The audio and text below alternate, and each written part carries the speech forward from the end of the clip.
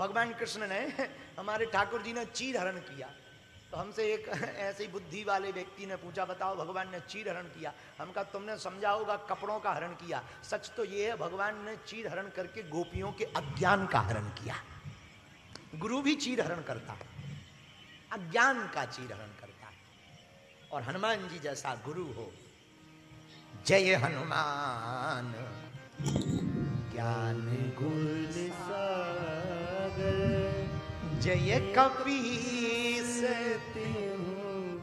लोक उजागर। गुरु अज्ञान का चीर हरण करता, गुरु तुम्हारे अज्ञान को मिटा देता।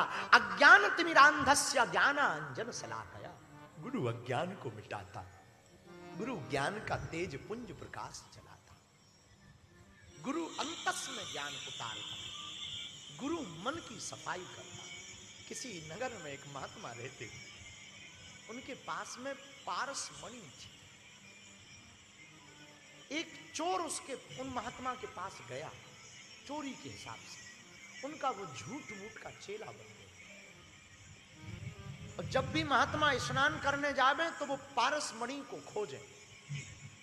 चोर बहुत साल बीत गए, वो पत्थर ना मिला। उसे लगा लोगों ने झूठ फैला रखा, इनके पास मणि। एक दिन महात्मा बीच में ही आए और बोले, जब हम नहाने जाते हैं तब तुम कपड़े क्यों फेंकते, झोपड़ी को क्यों देखते? उस चोर ने कहा कि हमने सुना आपके पास मणि है। महात्मा बोले बिल्कुल है।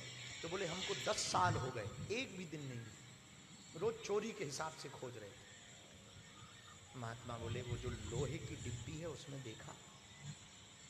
चोर बोला फिर मणि तो है पर नकली है। बोले क्यों?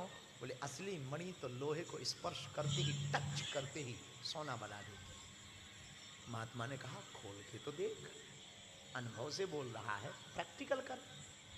उसने डिब्बी खोली, मणि तो थी और असली थी, लेकिन कपड़े में लपटी हुई थी। महात्मा ने कहा निकाल दो। उसने कपड़ा निकाला और जैसे डिब्बी को टच कराया, वो सोने में परिवर्तित हो गई, मणि असली थी। ऐसे ही परमात्मा अंदर है, आत्मा में ही बैठा है, माया का कपड़ा लपट गया, गुरु के पास पहुंचते ही वो कपड़ा हटा देता है, आत्मा और परमात्मा प्रकट हो जाता है, दोनों का मिलन हो जाता है। गुरु ये काम करता है, गुरु पर्दा को हटाता है, गुरु मन के कलिश को मिटाता है, गुरु मन के द्वेष को हटाता है, गुरु मन की वासना को हटाता है, गुरु जगत के मिथ्या झूठ के प्रेम के प्रलोभन को मिटा देता है। और गुरु कहता सच्चा प्रेम तो परमात्मा का है। गुरु बताता है ये तो सब नाट्य मंच है, असली प्रेम तो परमात्मा का। मेरे पागलों, तुम जगत को लूटने बैठे या लूटने बैठे, कभी दिल करे उसको लूटने का मन करना, और उसको लूटने कभी जाओ ना तो ये गारंटी है होश में जाना, क्योंकि इसकी गली में जाने का रास्ता है, आने का नहीं। एक बार तुम इसके प्रेम में पड़ गए तो लौट कर नहीं आ सकते। मीरा एक बार पड़ी, बाबरी, फिर लौट करके नहीं आई, कृष्ण की हो गई, कृष्णमय हुई मीरा। मीरा सिर्फ कृष्णमय हुई। किसी गांव में कथा हो रही थी, तुम्हारी ही तरह एक व्यक्ति कथा सुन रहा था। कथा सुनते सुनते वहां से कुछ चोरों की टोली निकली। एक चोर ने सुना कथा में पंडित जी बखान कर रहे थे कि भगवान श्याम सुंदर बड़े अद्भुत हैं, मोर मुकुट पहने हुए हैं, लेकिन द्वारकानुनाथ जो है वो मोर मुकुट की जगह स्वर्ण मुकुट पहना है। द्वारका का राजा है, स्वर्ण मुकुट पहने हैं, महंगी महंगी मालाएं पहने हैं, बाजू बंद है स्वर्ण का, इतनी कीमती बताए कि चोर की नजर टिक गई, बात टिक गई कान में। तो उसने जब कथा हुई तो पंडित जी घर जाने लगे तो चाकू लगा दिया। जो तुम मंच पर बोल रहे थे कि एक आदमी ऐसा है कि वो सोने का मुकुट पहना है, वो कहाँ रहता है? पंडित जी ने कहा कि ये तो मार डालेगा, ये नहीं बताएंगे। तो बोले भैया वो हम कथा सुना रहे थे। अरे बोले ज्यादा मत बन, वो सेठ कौन है? जो सोने का मुकुट पहनता है, बाजूबंद पहनता है, मोर बंसी बगल में रखता, पीतांबर पहनता, वो कहाँ रहता है, क्या नाम है उसका? चोर तो कभी कथा में गया नहीं था, तो उसे पता नहीं कि कौन है, किसकी बात हो रही है। तो पंडित जी ने सोचा प्राण बचाना है, बोले भैया हम जिसकी बात बता रहे थे वो सेठ ना वृंदावन में रहता है, नाम क्या है? बांके बिहारी। ये वृंदावन कहाँ है? दिल्ली के पास। जाओ और सुनो, तुम्हारा पता क्या? फलाने गांव में। हमारा पता क्यों पूछे?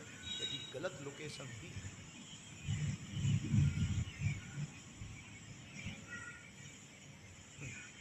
अब वो गया वृंदावन लूटने के लिए, रहा होगा।